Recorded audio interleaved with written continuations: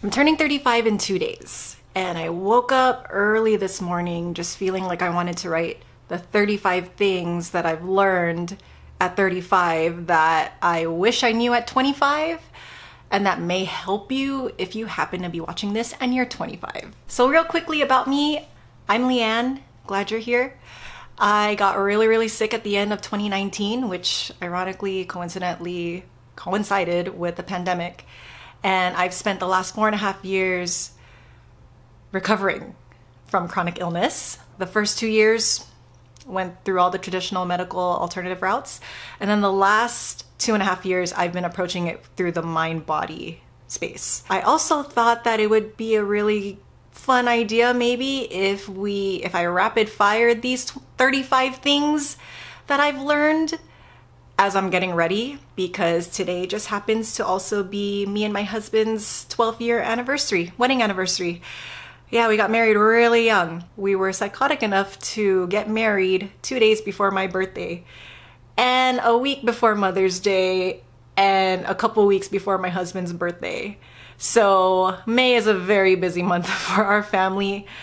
And then on top of that, I am a mother of 3 kids. They are currently 8, 6, and almost 2. Yes, I had my 3rd child during this whole chronic illness recovery journey, which was quite a story. She happened to be born in May also. She came early. It was a whole NICU thing. It was a thing. It was a thing, you guys.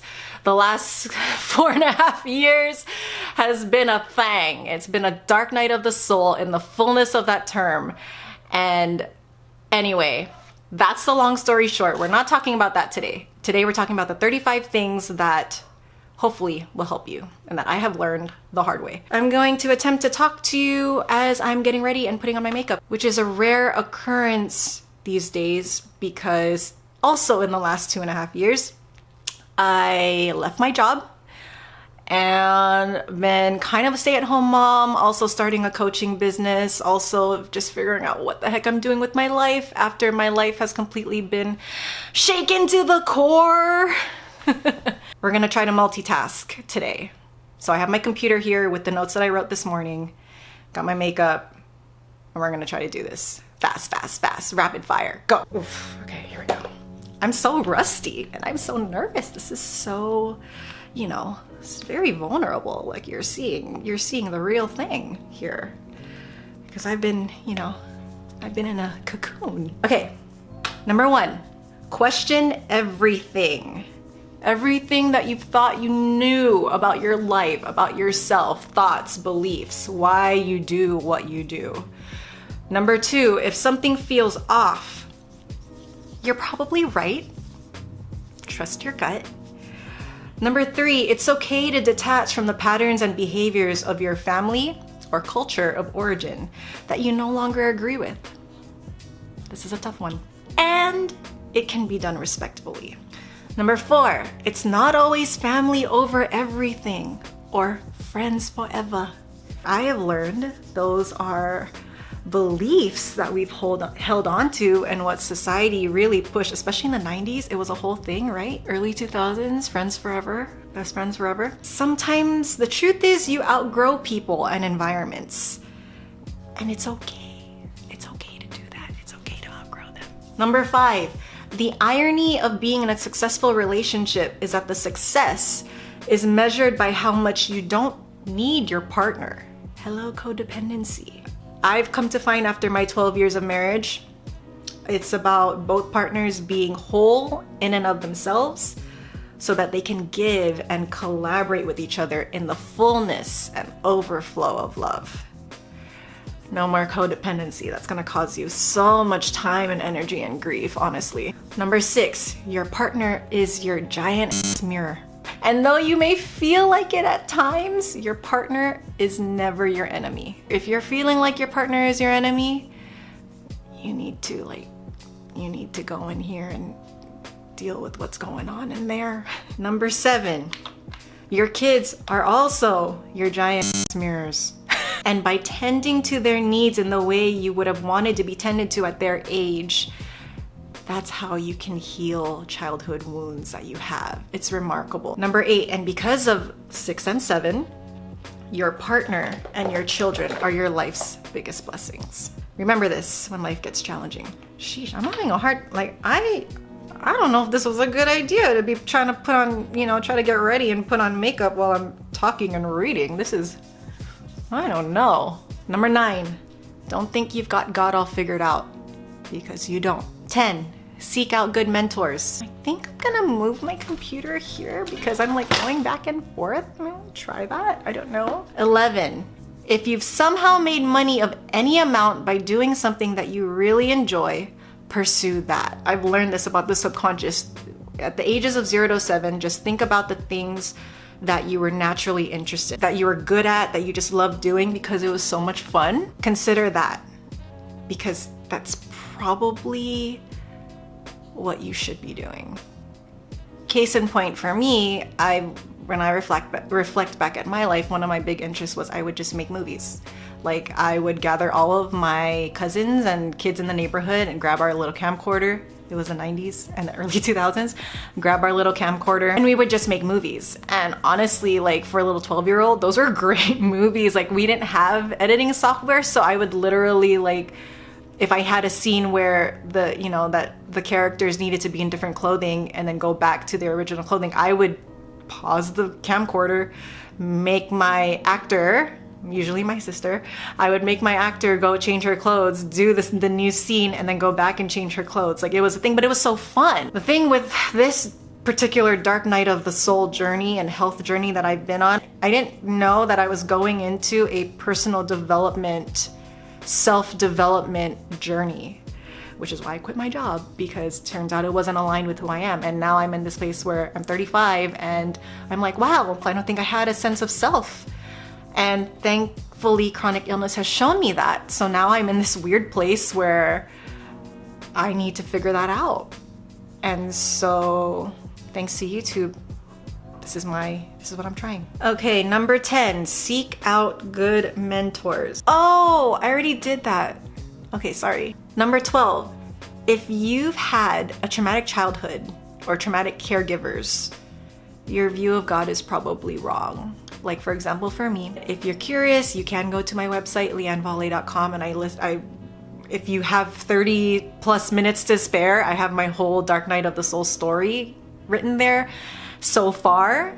And so you'll know that, long story short, I had a very traumatic childhood. My dad was absentee, drug addict, alcoholic, would be gone at all times. So then I learned that my view of God was this narcissistic, psychotic, absentee father that kind of just did whatever he wanted, and we were all pawns in his emotional outbursts. My mom, who I love so much, she was essentially a single mom, and she had her narcissistic tendencies and all these things. And I'm not saying this to attack them or anything. I've done so much work to understand why things were the way that they are. Our caregivers are our first point of reference of love and how we understand love. And unfortunately, the truth is, most parents do not know how to operate in the true unconditional love that God is. He is love. So always seek him out for yourself. Number 13, a lot of growing up is a big deconditioning process. And yes, the process is painful, messy, and wild, but it's also beautiful, it's endearing, and it's wonderful, and it's refining, and it grows you, and it stretches you, and it sucks. But it's for your own good. Number 14, holding on to people and environments that innately feel wrong for you may cost you. You kind of have to go through it to understand. Number 15, move through life's challenges with grace by allowing and accepting them through a lens of curiosity, because what you resist persists. 16, keep building your spiritual muscle in a way that resonates with you. 17, read more. 18, it's not that serious.